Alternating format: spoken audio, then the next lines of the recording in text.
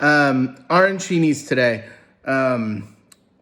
Fried rice balls from Italy. We did ours with ground beef today. You could do vegetarian with tomatoes or mushrooms. You could do seafood, chicken. Sky's the limit. This is another great dish to like catch leftovers, and you can even use the day-old rice for this. We didn't because I didn't have any, but certainly could have. All right, I got my skillet here. We've got it going. It is nice and hot. I have ground beef, 2 pounds, some salt, white pepper,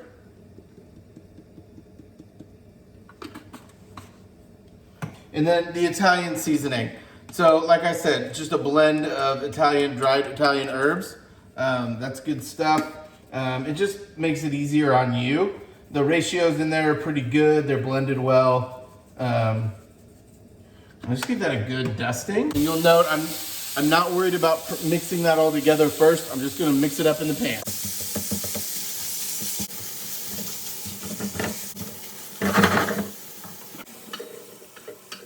So we have our skillet going. I have this beautiful roasted garlic olive oil. I'm gonna add that in. Obviously we're gonna see some of this garlic go in there as well, but not yet. Take my onion. It's just a small dice, half of a yellow onion.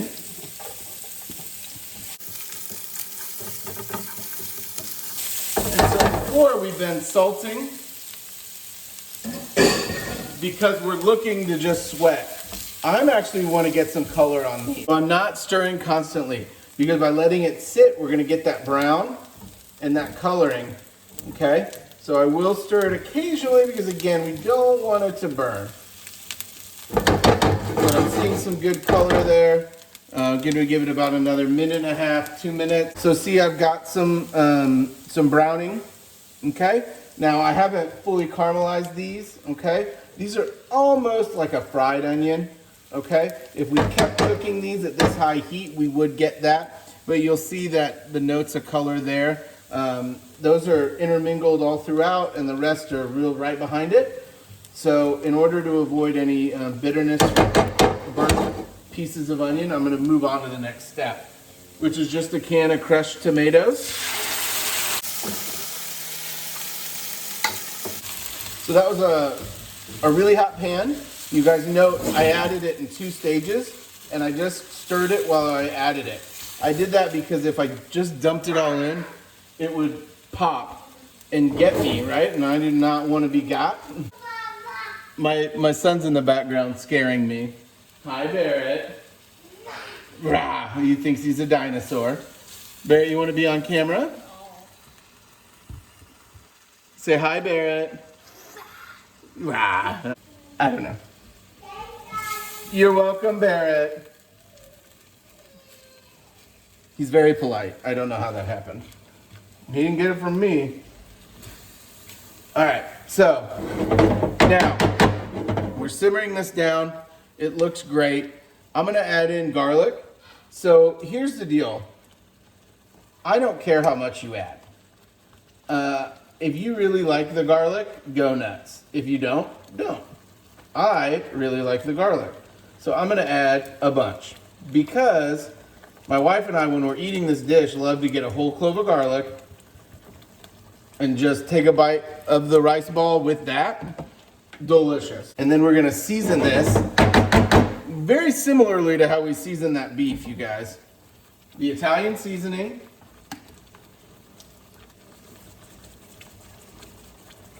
And I'd say about 2 tablespoons. And then the red pepper flake, because remember I said we're gonna make this spicy. And we're gonna do about a 1/2 teaspoon to 1/4 teaspoon. The thing with spice, once it's in, it's kind of in. So you wanna add it incrementally for a dish that you don't wanna be real spicy. Like I want this dish to have a little heat, but I don't want it to be a spicy dish, if that makes sense. You should taste the chili's a little, but it shouldn't be the first thing you taste. I'm gonna add just a little bit of garlic powder.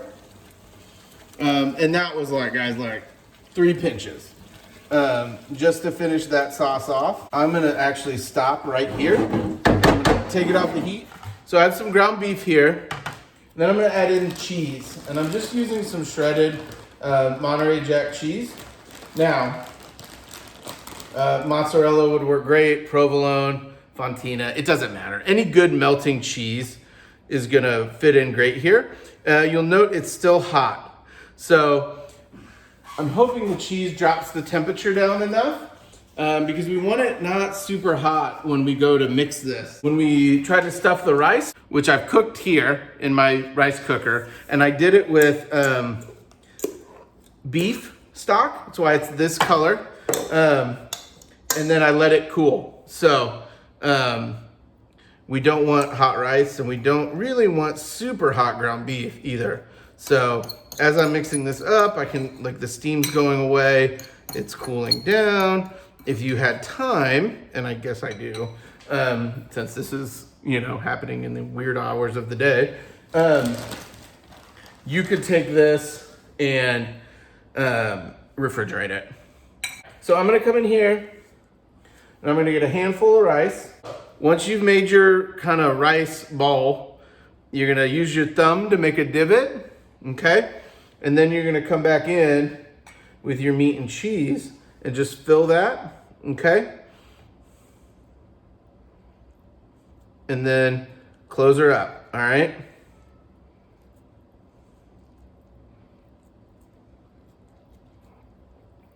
And the nice thing about working with rice, if you need more, we can always just grab some more. So like right here, I think I need to get a little more rice on there. Perfect. I've made 3 the traditional way. I'm now gonna show you a less traditional way. If you take all of your ingredients, your rice, your eggs, your meat, and mix those all together, right? Which I've done in here. Hi, Coda. And then add in some eggs. So about 2 eggs, whisked 2 eggs. And then form those into scoops. And then we'll bread these scoops and fry them. And you will get the same flavors. It won't be like the traditional, like rice on the outside, filling, etc. But what it will do is taste great. And look how much easier this is than the other way, right? And here's our finished ones, right? I'm gonna go pop all of these right now into the fridge and get them to set up a little, okay? And then take them to the fry station. Go with the original ones first. Getting them in my flour, getting them nice and coated. Into the egg. And then I'm gonna have a wet hand. So this is the only hand that's gonna touch the egg. All right? Into the panko. And then I'm back with my dry hand, right? That way, my wet hand just has egg on it and not all the breadcrumbs and other shenanigans. Okay, and that's how you get club fingers, which is a kitchen term. All right. Cool. And then that first one is done.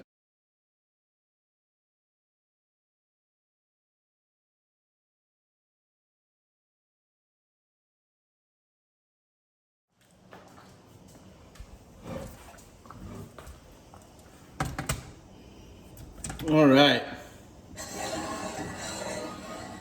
We have our hot oil here.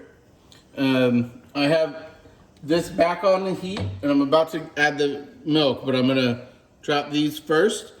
All right, so the trick with these, because you don't want to drop them in, right? Because, ow, hot grease popping up on you. So get a spatula and just let them in gently, okay? If you had a spider, that would be ideal, but this will work. And then let those go until they're golden brown. Flip them, cook them until it's all golden brown all the way around, and then you're done. Because everything in there's already cooked. So all we're trying to do is get a nice golden crust on these, and we're done. So I'm gonna come back in with like a 1/4 cup of milk. That's whole milk. And I'm gonna flip these. Yeah, they're going quick, guys. It doesn't take long, okay?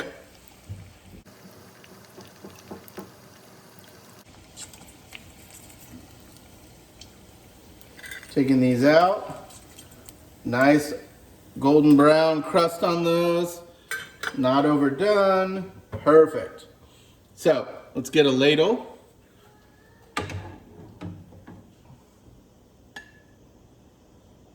And get our sauce on the plate.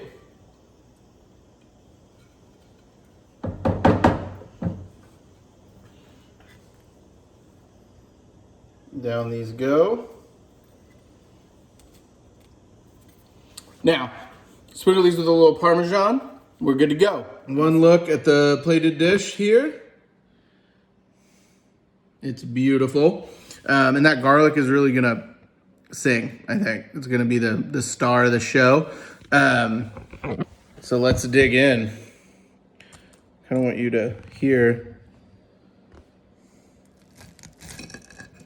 that crust.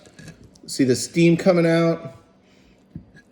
And that's just, I mean, we fried that so quick, guys.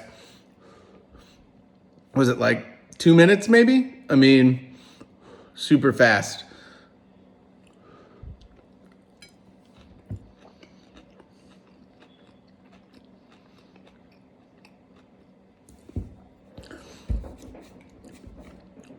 I mean, guys, it's really good. The texture of the rice is great.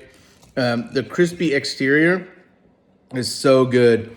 The creamy tomato sauce with that roasted garlic goes really well together. And then the saltiness of the Parmesan to finish it off, phenomenal.